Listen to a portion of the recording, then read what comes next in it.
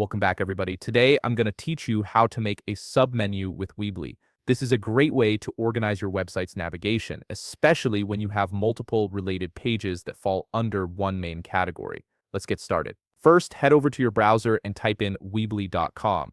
Once you're on the site, log in using your Weebly account credentials. After logging in, you'll land on your homepage where you can see all your websites and settings.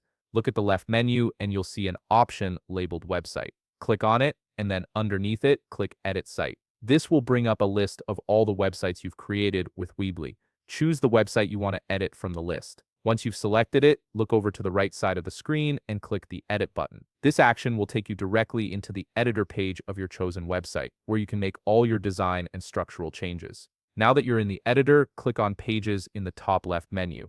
This will open the Pages panel, which is where you'll manage all the pages and navigation structure of your site. To start building your submenu, you'll first need to create a parent page that will house your subpages. Click the plus button to add a new main page. This page will serve as your parent menu item. For example, you might name it Services if you're organizing different service offerings. Once you've typed in the name, click Done to confirm it. Next, click the plus button again to create a subpage. This subpage will sit underneath your parent page in the navigation menu. Name this subpage something relevant to your parent page, like Consulting if it falls under Services. Click Done to save it. Here's where the magic happens. Click and drag the subpage you just created, in this case Consulting, directly below the parent page, which is Services. While you're still dragging, move the subpage slightly to the right. You'll notice an indented line or box appear on the screen. This visual cue indicates that you're about to nest this page under the parent. Release the mouse to drop the subpage into position. It will now be indented under the parent page, creating a submenu structure.